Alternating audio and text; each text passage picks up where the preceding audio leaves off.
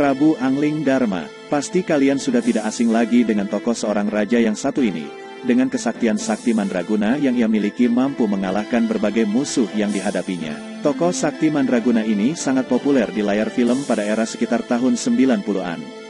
Tapi benarkah sosok Angling Darma ini sosok nyata di dalam sejarah, atau hanya sebuah cerita fiksi? Untuk mengetahui kebenaran tentang sosok Angling Darma, silakan simak pembahasan kali ini sampai selesai. Namun sebelumnya silakan berkontribusi membantu perkembangan channel ini dengan menekan tombol subscribe dan loncengnya terlebih dahulu. Legenda berkisah Prabu Angling Darma dilahirkan oleh Pramesti, putri Jayabaya. Sementara Jayabaya merupakan putra Gendrayana, cucu Yudayana dan cicit Parikesit. Silsilahnya jika ditarik sampai ke tokoh Mahabharata, yaitu Abimanyu, ayah Parikesit dan Arjuna, kakek Parikesit. Dia bertahta di kerajaan Malawapati. Bagi banyak orang, kisah Angling Darma bukan legenda. Beberapa daerah, khususnya Jawa Tengah dan Jawa Timur, percaya tokoh itu pernah hidup di masa lalu. Misalnya, di daerah Pati, Jawa Tengah, terdapat makam yang diyakini tempat peristirahatan Angling Darma. Letaknya di Desa Melawat, Kecamatan Sukolilo. Nama Melawat mirip Malawapati, kerajaan Angling Darma. 2 km dari sana, di Desa Kedung Winong, Kecamatan Sukolilo, diyakini terdapat makam Pati Batik Madrim, tokoh dalam kisah Angling Darma.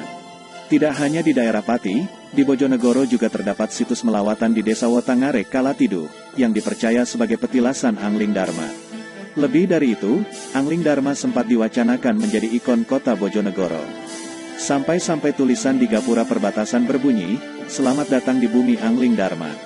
Dwi Cahyono, arkeolog dan pengajar sejarah Universitas Negeri Malang menjelaskan, sebelum berkembang kisahnya di berbagai daerah, Angling Darma muncul lebih dulu dalam sastra lisan pada masa Hindu-Buddha. Yang menarik kemudian muncul klaim setting area untuk daerah-daerah tertentu.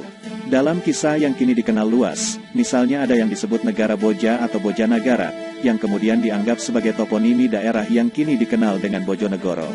Penyebutan tokoh Jayabaya di kisah itu mengingatkan pada Sang Mapanji Jayabaya, penguasa Kadiri yang memerintah pada tahun 1135 sampai tahun 1157 Masehi. Dia naik tahta menggantikan Bameswara. Tak banyak keterangan soal asal-usulnya. Selama memerintah 22 tahun, baru 3 prasasti yang sampai pada hari ini. Kabarnya, dia menjadi raja setelah merebut hak naik tahta dari kakaknya yang putra mahkota. Pertanyaannya, apakah Angling Darma tokoh sejarah? Apakah dia berhubungan dengan sejarah Kadiri, khususnya Jayabaya? Dwi Cahyono, arkeolog dan pengajar sejarah Universitas Negeri Malang menjelaskan, bahwa kemungkinan tradisi lisan kisah Angling Darma sudah ada sejak sebelum Majapahit. Versi tertulis berjudul Ari Darma dan adaptasi ke dalam relief Candi Baru muncul pada era Majapahit. Namun tidak semua karya sastra mengabadikan peristiwa historis. Penokohannya juga tak mesti selalu ada dalam dunia nyata. Sastra jenis kidung yang berkisah tentang tokoh historis, misalnya Kidung Ranggalawe dan Kidung Sorandaka. Dalam pengisahannya itu juga ada bias. Ada tambahan pengurangan, bias dari fakta untuk dramatika. Apalagi hingga kini dikenal banyak versi naskah tentang Angling Darma.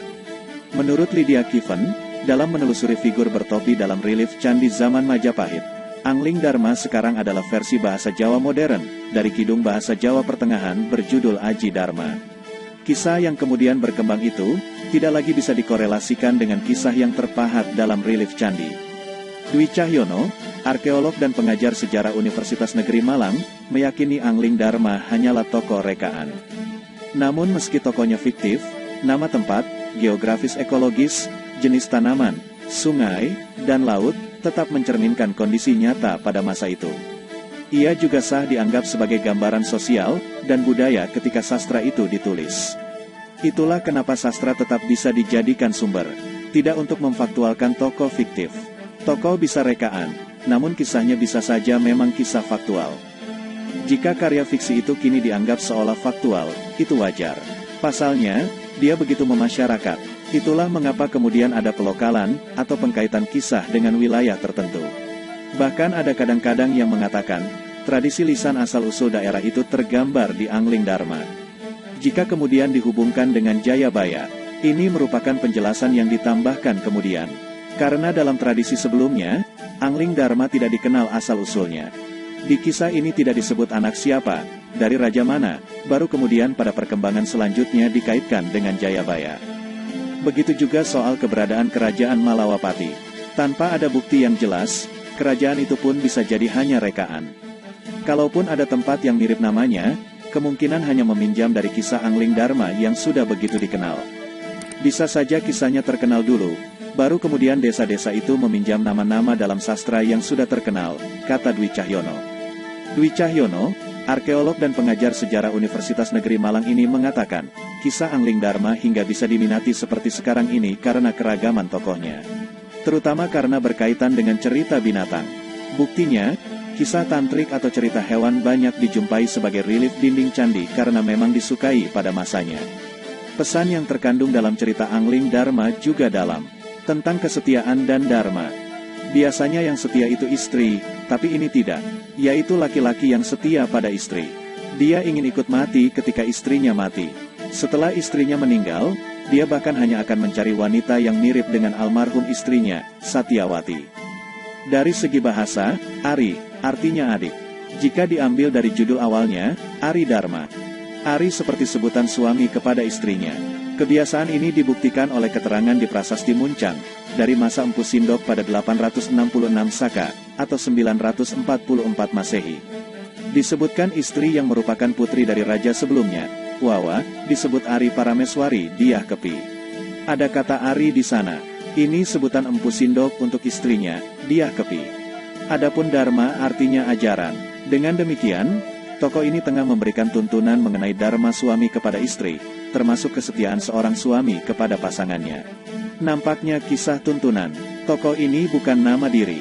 Ini nama sebutan, tokoh kisah yang memberikan tuntunan, kesetiaan suami. Di luar itu, kisah ini terbukti mampu melintasi zaman. Ceritanya tak syarat dengan bahasa-bahasa agama, tapi lebih kepada hubungan sosial manusia. Ketika Islam berkembang pun, cerita ini tetap diminati. Bahkan bentuknya tak lagi literer dan visual, tapi seni pertunjukan. Di era modern ini, kisah Angling Dharma ini sudah tidak menjadi rahasia umum lagi, bahwa tokohnya memang sangat disukai dari berbagai kalangan. Selain seorang raja yang sakti mandraguna, juga seorang raja yang sangat bijaksana. Lalu menurut kalian bagaimana dengan tokoh yang satu ini? Apakah memang kisah di dalam sejarah yang nyata, atau hanya sebagai cerita fiksi?